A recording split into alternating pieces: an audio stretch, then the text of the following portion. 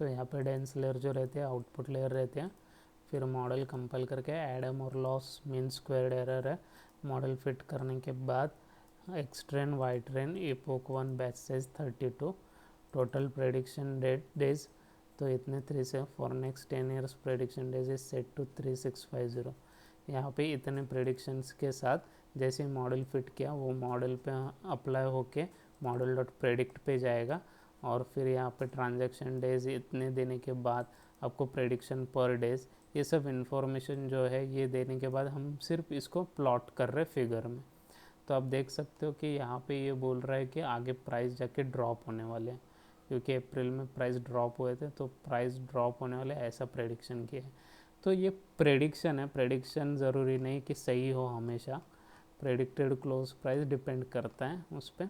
तो इस तरीके से पूरा प्रोजेक्ट ये आपका LSTM वर्क होता है। अभी देखते हैं अरिमा मॉडल। अरिमा क्या होता है, फुल फॉर्म है उसका auto regressive integrated moving average. तो एक तरीके का लीनियर रिग्रेशन का फॉर्मूला है और मूविंग एवरेज का। और यहाँ पे ऑर्डर डिफाइन होती है कि कितने तरीके से रिग्रेशन जाना है और कितने तरीके से मूविंग एवरेज जाना है। डेटा हमने रीड किया, फिर डेटा क्लोज, डेटा स्टॉक में डेटा क्लोज, ये सब इन्फॉर्मेशन यहाँ पे जा रही है। कॉलम्स बन रहे हैं, डेटा को इंडेक्स से सेट कर रहे हैं, फिर यहाँ पे डिस्प्ले कर रहे हैं। जैसे ही डेटा आ जाता है अरिमा मॉडल जनरेट करने के लिए ये लाइब्रेरीज इंपोर्ट किए गए। ये इवोल्यूट अरिमा मॉडल, क्योंकि हमें जो MSE वैल्यू होती है मीन स्क्वायर एरर, तो वो मीन स्क्वायर एरर सबसे लोवेस्ट चाहिए रहती है। जिसके साथ लोवेस्ट होगी वो मॉडल का ऑर्डर हम लोग सिलेक्ट करेंगे। ये जो वैल्यू होती है ये P, Q और R होती है। आपको लिंक दिया गया है, इसमें आप देख सकते हो कि कैसे ये PQR, P मतलब order of AR term, Q मतलब order of MA term, D is the number of differencing required to make the time series stationary. तो ये इनका पूरा डेफिनेशन यहाँ पे दिया गया है। इतना डीप में हम लोग नहीं जाते हैं, आपको जस्ट ये यूज़ कैसे कर दे इसका पार्ट बता रहे। तो इनका डिफरेंस होता है और P का वैल्यू जो रहता है वो डिफरेंस बिटवीन 2 वैल्यूज़ होता है। तो इसके पीछे का मैथ्स आपको सब खुद से स्टडी करना पड़ेगा थोड़ा। जैसे ही वो वैल्यू जाता है ये रेंज जाती है और ये चेक किया जाता है। फिर यहाँ पे आपका वैल्यू आके ये टाइम सीरीज प्रेडिक्ट करके ये बोल रहा है कि इसका वैल्यू यहाँ पे बढ़ने वाला है।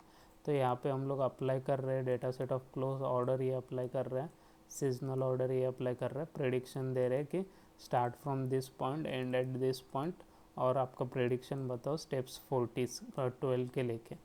तो 12 के स्टेप्स लेके ये पर्टिकुलरली आपका प्रेडिक्शन परफॉर्म कर रहा है। फिर हम लोग देखते हैं ट्वीट सेंटिमेंट एनालिसिस, ये सब लाइब्रेरीज इंपोर्ट किए हैं।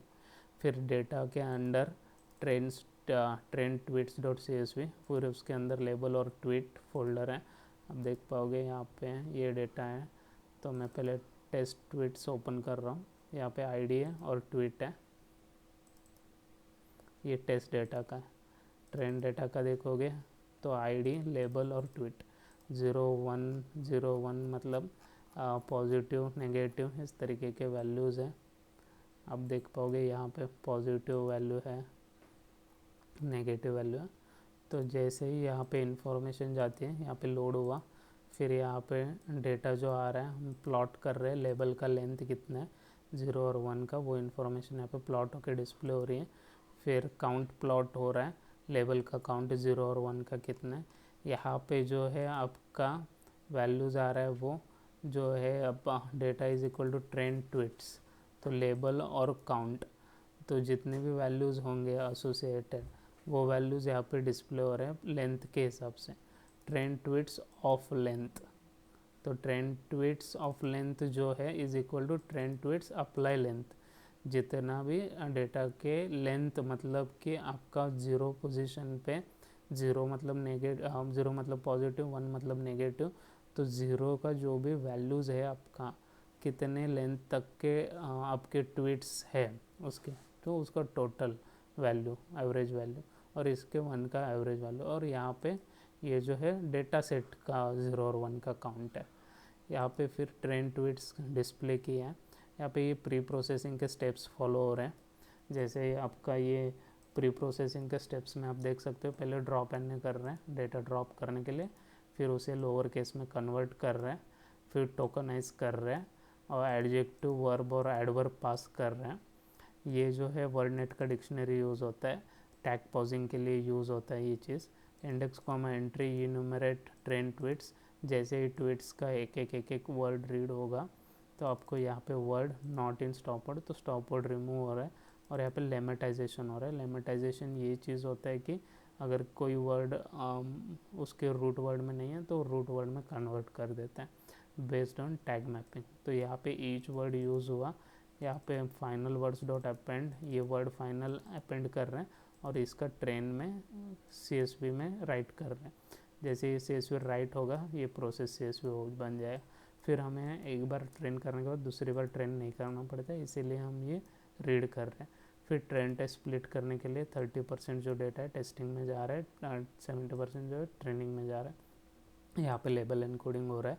लेबल एनकोडिंग जो होता है वो डेटा को टेक्सचुअल डेटा को न्यूमेरिक में कन्वर्ट करने के लिए यूज़ होता है। जैसे आप एनकोडिंग करते हो, यहाँ पे TF-IDF वेक्टराइजर यूज़ हो रहा है। TF-IDF मतलब term frequency and inverse document frequency vectorization होता है। जैसे आप ये करते हो तो आप डेटा को एक पर्टिकुलर फॉर्मेट में कर सकते हो। इसका लिंक आपको मिल जाएगा गिग्स फॉर गिग्स पे, गिग्स फॉर गिग्स में TF-IDF आप सर्च करोगे तो ये आपको यहाँ पे अच्छे से एग्जाम्पल दिया गया है। तो TF-IDF का पूरा आपको एक्सप्लेनेशन वहीं पर मिल जाएगा।